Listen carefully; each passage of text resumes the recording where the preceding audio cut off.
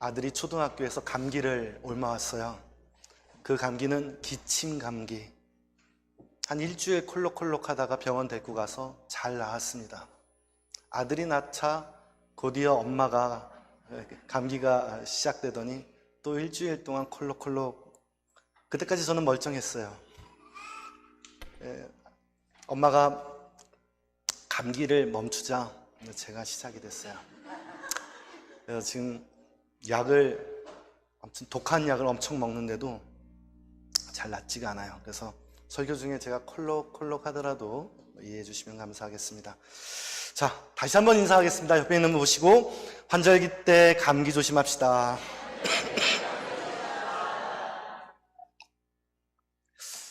톨스토이는 우리 인간들에게 세 가지 질문을 던집니다. 일생 중에 가장 중요한 때는 언제인가? 가장 중요한 사람은 누구인가? 가장 중요한 일은 무엇인가? 그리고 다음과 같이 답을 알려줍니다. 가장 중요한 때는 지금이고, 가장 중요한 사람은 지금 만나는 사람이고, 가장 중요한 일은 지금 하는 일이다 라고 말했습니다. 인도에 또 타고르라고 하는 유명한 분이 계세요. 이분은 자기관리에 엄격하신 분이셨어요. 그분은 깊은 명상, 메디테이션을 통해서 그 시를 썼는데 빛나는 시를 쓰셨습니다. 그에게는 따르던 5 제자가 있었어요. 이 제자들이 스승에게 찾아와서 타고르에게 어떤 사람이 인생의 승리자입니까? 라고 물었어요. 그러자 이 스승은 웃으면서 그거야 자기를 이기는 사람이지. 한 제자가 다시 묻습니다. 자기를 이기려면 어떻게 해야 됩니까? 그러자 이 타고르는 5 제자들 하나를 주시하고 또 잠시 침묵이 흐른 다음에 각자 한 가지씩 질문을 합니다. 오늘 어떻게 지냈어? 오늘 어디 갔었어? 오늘 어떤 사람 만났지? 오늘 뭘 했어? 오늘 무엇을 잊어버렸지? 그리고 타고르는 제자들에게 말했다고 합니다. 자신에게 매일 이 5 가지의 질문을 해라. 이것이 자기를 이기게 하고 인생을 살리는 질문이다 라고 답하였다고 합니다. 세계적인 철학자들은 삶에 대한 자세와 살아가는 방식이 보통 사람들과는 많이 다른 데가 있습니다. 우리는 늘 자신을 성찰할 줄 알아야 돼요. 오늘 특별히 제자를 향한 주님의 명령이라는 주제의 설교를 하겠습니다. 큰 은혜가 있기를 소망합니다. 자, 우리 주님은 우리에게 어떤 명령을 하셨을까요? 첫 번째입니다. 주님을 사랑하라는 것입니다. 우리 15절을 다 같이 읽어보겠습니다. 시작.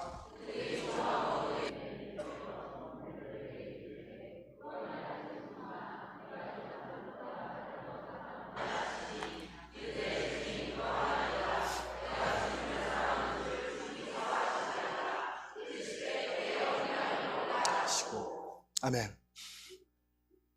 우리 주님은 부활하신 후에 베드로를 비롯한 7 제자가 갈릴리에 낙향을 합니다.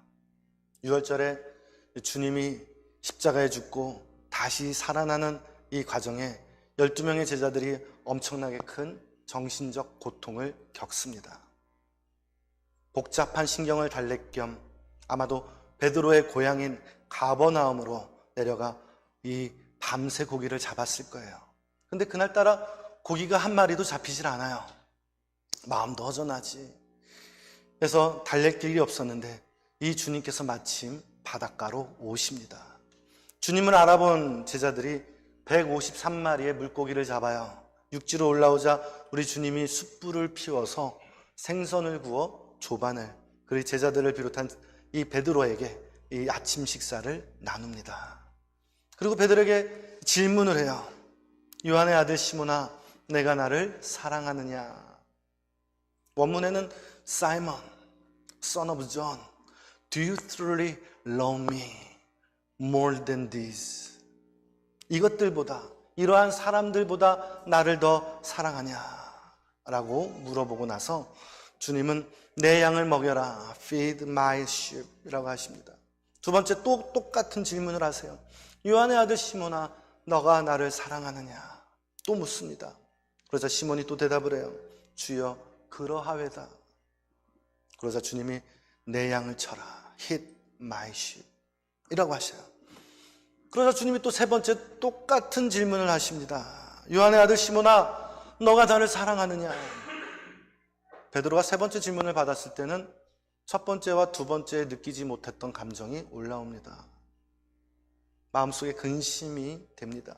주여, 모든 것을 아시온 내가 주를 사랑하는 줄 주께서 아시나이다. 이때 주님이 내 양을 먹여라. 똑같이 feed my sheep 이라고 하십니다. 사실 베드로는요, 수일 전에 주님이 이 사내들인 뜰에서 빌라도에게 재판을 받을 때 이 멀찍이 서서 불을 쬐며 예수님의 동태를 체크하고 있었어요. 그래도 다른 제자들에 비하면 월등히 낫습니다. 재판받는 현장에 다른 제자들은 얼씬도 하지 않았거든요. 그래서 이렇게 불을 쬐면서 힐끗힐끗 저 멀리 예수님이 뭐 어떻게 지금 어디로 이동하시나, 지금 뭘 당하시나, 어떤 상황인지 계속 보고 있는데 불을 쬐고 있는 주변 사람들이 베드로를 알아봅니다. 당신 베드로 아니야? 예수님 수제자 아니야? 나 본 것 같아. 당신 예수의 제자지. 이렇게 지목을 하자 이 베드로가 거의 반사적으로 나 몰라요. 나 예수님하고 관계없어요. 라고 계속 잡아댑니다. 그런데 주변 사람들이 계속해서 추궁을 해요. 아니야, 내가 봤다니까. 내가 똑똑히 봤는데. 그러자 이 베드로가 예수님을 저주하고 욕하고 그리고 끝까지 예수님을 모른다고 잡아댑니다. 부인을 한 것이에요. 그리고 닭이 울었고 베드로는 순간 주님께서 해주신 말씀이 떠올랐어요. 내가 닭 울기 전에 3번 나를 부인하리라 라는 말씀이 생각나 나가서 통곡하며 회개합니다. 그 일이 있은 후에 지금 갈릴리 바닷가에서 주님을 만나고, 또 쑥스럽잖아요. 자기가 한 짓이 있는데 부끄럽고 몸둘 바를 모르겠는데 주님께서 이 베드로에게 나를 사랑하느냐라고 물으시니 당황한 것이죠. 그러나 그는 시종일관 저는 주님을 사랑합니다 라고 고백을 해요. 주께서 베드로에게 하신 이 질문은 우리에게 주시는 명령과도 같아요. 3번 연거푸 물으신 이 질문 속에 주님은 주님을 사랑하라 라고 하는 말씀을 계속 암시하고 계신 것이죠. 우리가 사랑해야 될 대상은 바로 오직 우리 주님인 줄 믿으시기를 바랍니다. 우리 주님은 믿음의 대상이면서 동시에 사랑의 대상이에요. 아니, 믿음이란 주님을 사랑하는 일입니다. 신명기에서 6장 4절 5절을 보면 이스라엘아 들으라, 너희 하나님 여호와는 오직 하나인 여호와니 너희는 마음을 다하고 뜻을 다하고 성품을 다하여 주 너의 하나님을 사랑하라 라고 일찍이 명령하셨어요. 또 신명기 11장에 보면 내가 오늘날 너희에게 명하는 나의 명령을 너희가 만일 청종하고 너희의 하나님 여호와를 사랑하여 마음을 다하고 성품을 다하여 뜻을 다하여 섬기면 여호와께서 너희 땅에 이른비 늦은 비를 적당한 때에 내리시리니 너희가 곡식과 포도주와 기름을 얻을 것이요 또 육축을 위하여 들에 풀이 나게 하시리니 내가 먹고 배부를 것이라 라고 우리에게 약속하셨습니다. 신약에서도 여전히 이 주님을 사랑하라고 하는 명령이 계속됩니다. 마태복음 22장에 가면 선생님이요 율법 중에 어느 계명이 크니까? 라고 묻자 예수님께서 가라사대 내 마음을 다하여 목숨을 다하여 뜻을 다하여 주 너의 하나님을 사랑하라. 이것이 크고 첫째 되는 계명이요 둘째도 그와 같으니 내 이웃을 내 몸과 같이 사랑하라 라고 말씀하셨어요. 온 율법과 성지자의 강령이라고 우리에게 다시 한번 알려주십니다. 또 이어서 요한복음 13장에도 보면 새 계명을 너희에게 주노니 서로 사랑하라. 내가 너희를 사랑한 것 같이 너희도 서로 사랑하라. 너희가 서로 사랑하면 이로써 모든 사람이 내게 너희가 내 제자인 줄 알리라 라고 하셨어요. 여러분, 신앙은 나와 하나님과의 관계인 줄 믿으시기를 바랍니다. 구원은 내가 믿어서 구원을 얻은 게 아니에요. 우리 주님과의 관계에서 얻는 것인 줄 믿으시기를 바랍니다. 우리가 예수님을 믿기 전에는 다 마귀의 자식들이었어요. 그런데 예수를 믿고 난 후에 성령 하나님이 우리를 거듭나게 하여서 하나님의 아들, 하나님의 딸로 입양을 하여 주셨어요. 그래서 우리의 신분은 이제 아버지와 자식 간의 관계가 된 것입니다.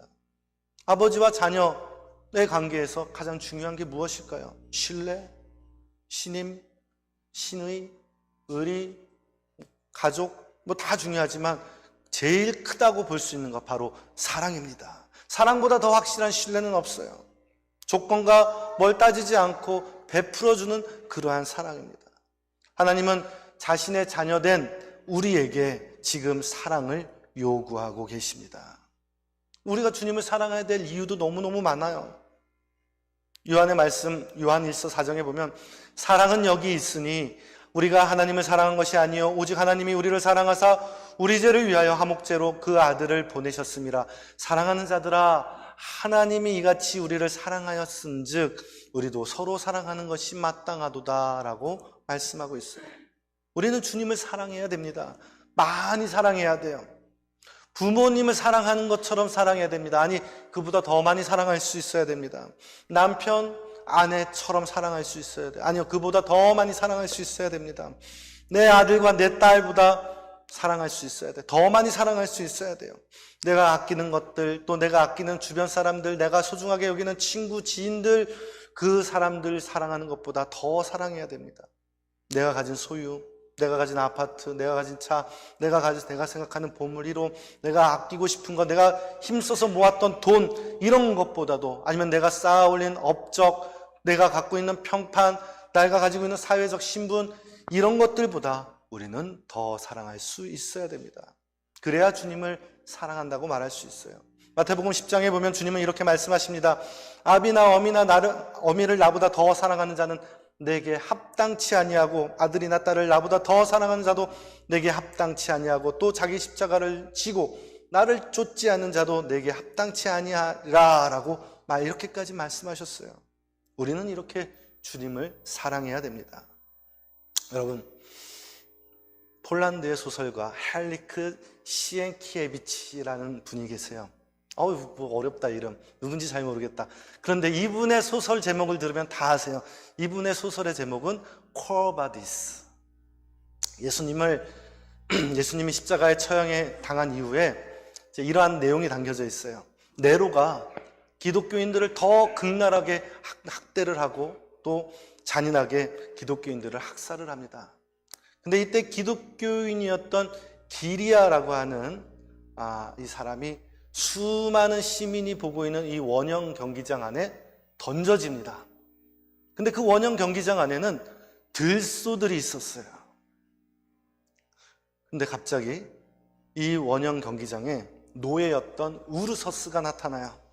원형 경기장으로 훅 들어가가지고 이 기리아를 구출하는데 이 들소의 머리와 뿔 이것들을 비틀어서 가까스로 탈출을 합니다.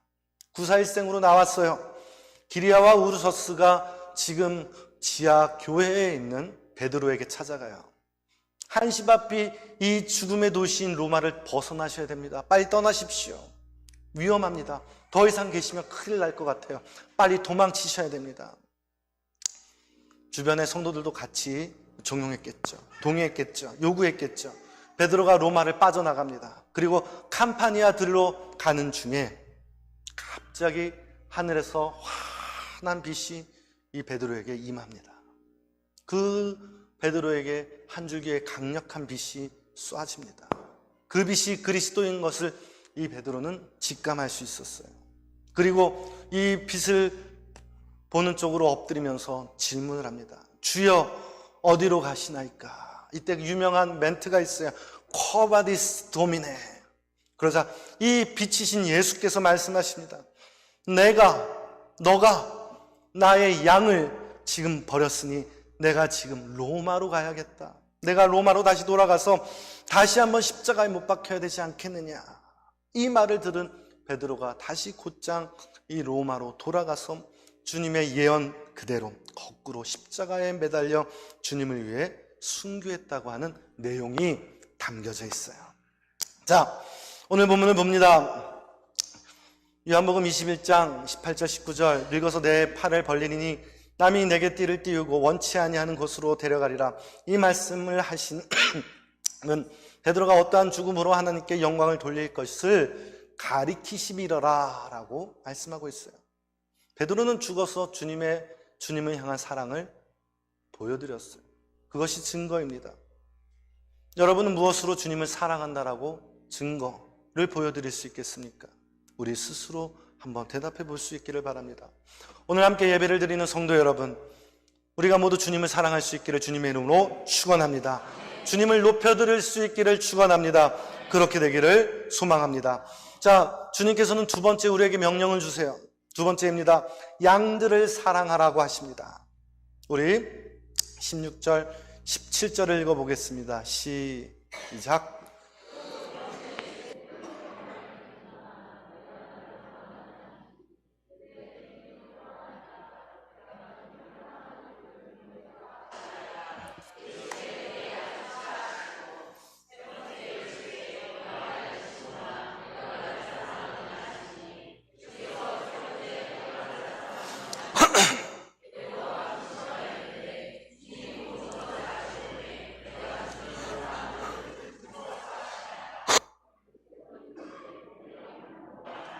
아멘.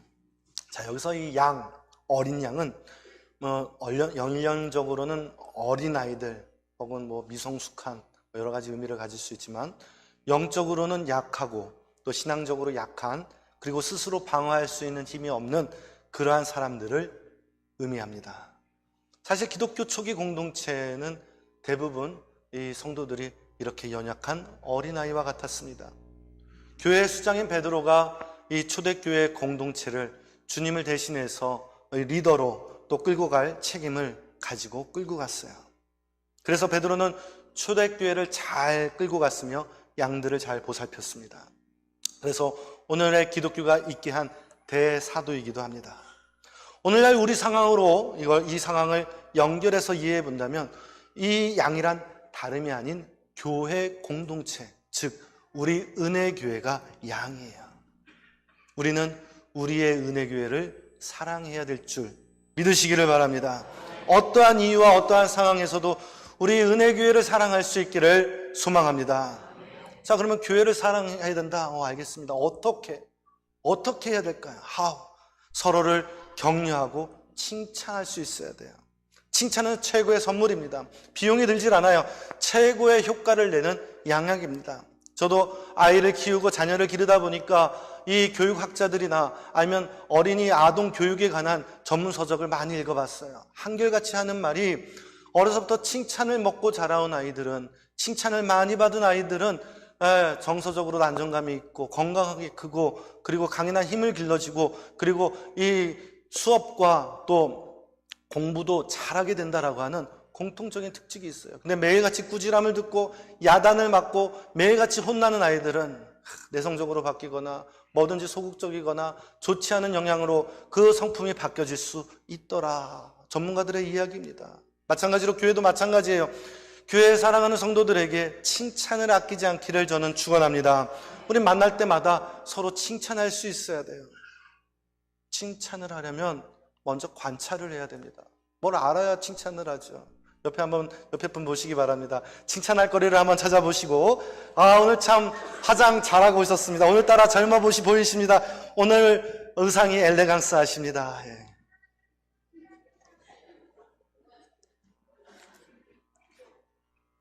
향수 뿌리셨어요. 빌리 그레함 목사님 여러분 잘 아시죠? 20세기가 나온 최고의 부흥 강사 목사님이세요. 근데 어릴 때 이분이 엄청난 장난꾸러기셨대요. 그래서 지나가는 사람들이 이 어린 빌리 그레함을 보고, 아유, 쟤는 커서 뭐가 될래나 라고 막 머리를 흔들 정도로 심했다고 합니다. 그렇지만 그의 할머니 달랐어요. 아이고 내 손주, 아이고 내 손자, 너는 말도 잘하지, 너는 사람들을 이끄는 재주도 있어, 개성만 잘 살리면 너는 앞으로 크게 될 거야. 칭찬을 아끼지 않았다고 합니다. 그 말과 그 칭찬이 사람을 바꾸어 놓은 것이죠. 그래서 그는 마침내 세계적인 부흥사가 된 것입니다. 칭찬은 칭찬을 하는 사람을 좋아하게 하고 마음의 병을 치료하는 힘이 되는 줄 믿으시고 오늘부터 칭찬을 아끼지 않기를 소망합니다. 자, 두 번째, 서로 겸손해야 돼요. 현대 개성시대, 오늘날의 시대는요, 누구한테 지지 않으려고 하는 시대예요. 각자의 객체적으로 볼 때 개개인마다 다 훌륭한 사람들이에요. 배울 만큼 배웠고, 또 알 만큼 알고, 또 가질 만큼 가졌고, 누구한테 꿀릴 게 없어요. 그래서 현대인들은 다 똑똑합니다. 말 한마디 잘못하면 큰일 날 수도 있어요. 어리다고 함부로 얕보면 막 논리와 과학적으로 막 따지고 들면 이 나이 들었다는 이유로 이 권위를 가지고 짓누를 수가 없어요. 매사에 조심해야겠죠. 그러나 교회는 이 학문을 배우려고 모인 그러한 곳이 아니에요. 이익을 얻기 위해서 이익을 추구하는 집단도 아닙니다.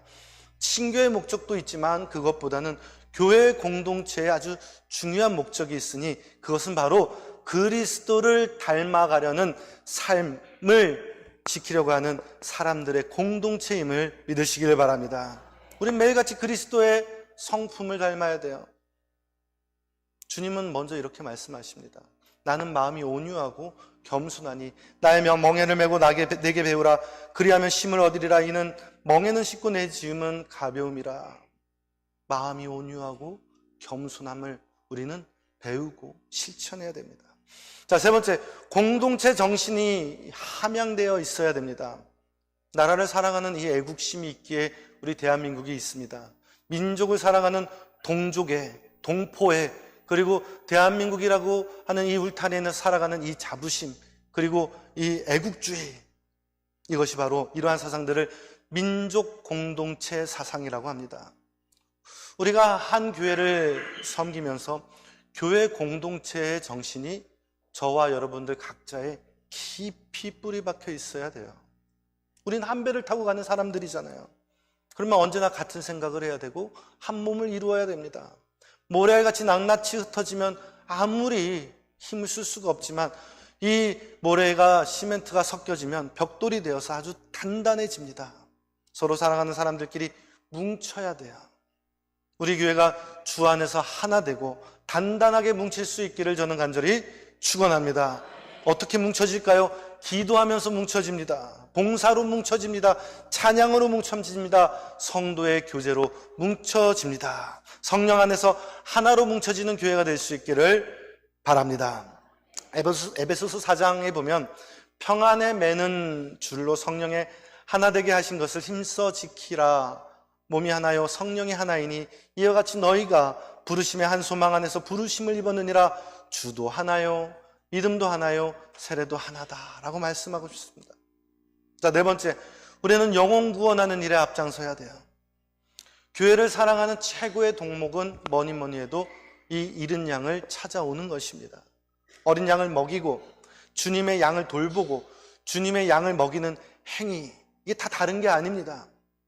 바로 구원받을 하나님의 양을 찾아가 그들이 이 주님의 목장인 우리 은혜교회로 데려와서 이곳에서 푸른 풀과 맑은 시원한 물을 마시게 하는 것, 그 역할, 그 일을 감당하는 것, 그것이 바로 주님을 사랑하는 것이에요. 주님은 자신이 99마리의 양을 자신의 울타리에다 놔두고 잃은 양 한 마리를 찾으러 가셨어요. 주님은 잃어버린 양 한 마리를 구원하시기 위하여 이 땅에 오셨습니다. 요한복음 10장에 보면 나는 선한 목자다. 선한 목자는 양을 위하여 자기 목숨을 버린다 라고 말씀하셨어요. 그리고 나는 양을 위하여 내 목숨을 내놓는다 라고 한 번 더 재차 언급하십니다. 주님의 온갖 관심사는 영혼을 구원하는 일이에요. 주님이 우리 안에 양들이 우리라면 주님이 우리 양 밖에 있는 양들은 불신자야. 교회 밖에 있는 불신자들을 데리고 오는 일, 이 일을 감당하는 일이 주님을 사랑하는 일인 것이죠. 그들을 전도하고 하나님 앞에 구원을 받게 하는 일은 주님의 양을 제일 사랑하는 일인 줄 믿으시기를 바랍니다.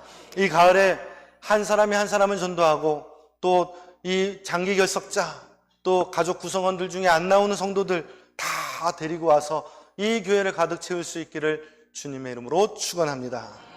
자, 그렇다면 세 번째 명령이 있습니다. 그 세 번째 명령은 무엇일까요? 우리 주님을 따르는 것입니다. 우리 19절을 다 같이 읽어보겠습니다. 시작.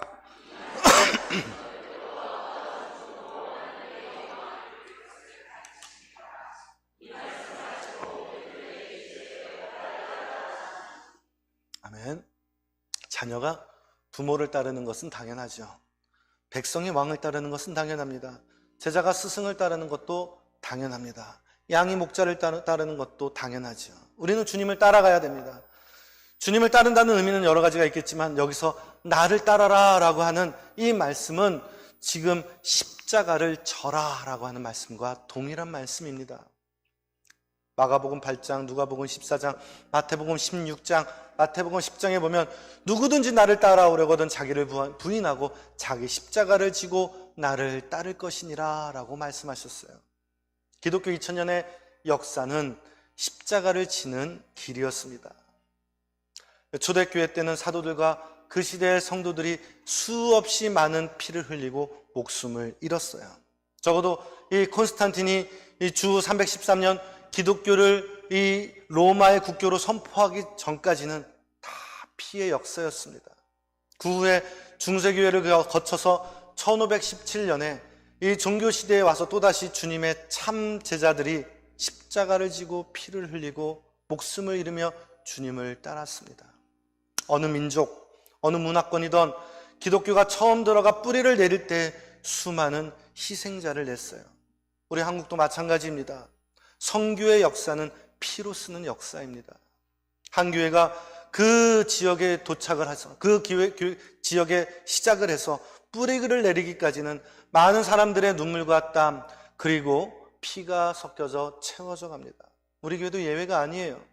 한 알의 밀이 땅에 떨어져 죽으면 많은 열매를 맺고 죽지 않으면 한 알이 그대로 있느니라. 요한복음 12장 24절 말씀입니다. 저는 아주 어렸을 때 아버지 손을 붙잡고 기억도 안 나요.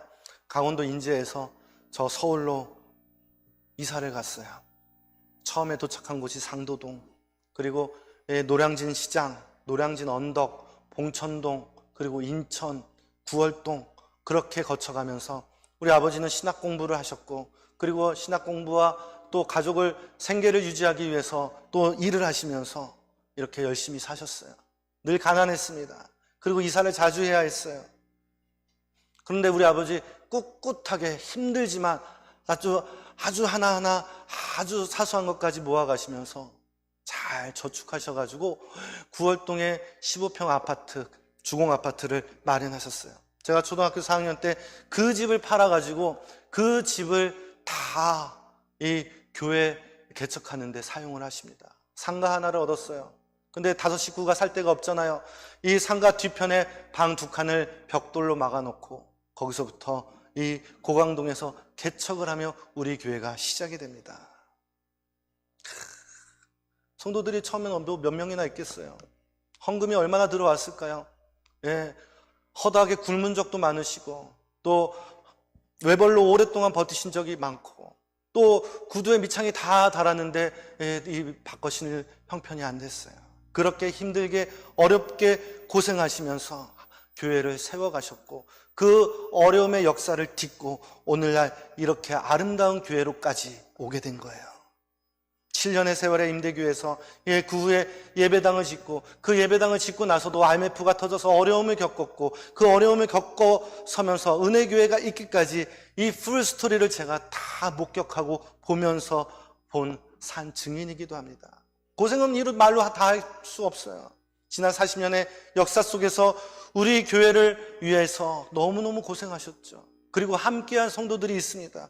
그 고생과 그 헌신에 같이 동참한 그러한 성도들이 지금 여기 많이 계세요. 전 다 알고 있어요. 더러 떠난 분들도 계시지만 저희 부친은 그분들 모두 다 고마운 분들이라고 저에게 항상 말씀하십니다. 현재 이곳에 계신 분들은 수십 년 동안 함께하며 교회 공동체를 이탈하지 않고 함께하신 귀한 분들이세요. 여러분들 때문에 우리 교회가 존재하는 것이고 오늘 같은 아름다운 교회를 만들게 된 것입니다. 저는 지금까지 함께한 분들과 함께 지속해서 교회를 더 건강하고 성장시킬 것이고 또 계속 등록하여 한 가족이 되는 이 성도들 모두 다 귀하게 여기며 사역을 할 것이에요. 항상 고마운 마음을 가지고 일할 것입니다. 우리 은혜교회는 동역자들, 그리고 함께한 군사들이 많이 있습니다.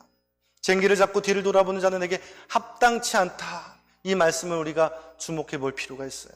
싸울 준비가 되어 있지 않은 이 기드온이 모집한 군사들이 32,000명이에요. 근데 그 중에 31,700명을 돌려보내고 오로지 끝까지 싸울 준비가 되어 있는 300명을 데리고 미디안 군사 12만 명을 싸워서 승리로 거두었습니다. 우리 모두가 주님의 뒤를 끝까지 뒤따르며 십자가 군사가 되기를 저는 간절히 축원합니다. 주님을 따른다는 다른 말은 충성. 우리는 주님께 충성해야 돼요.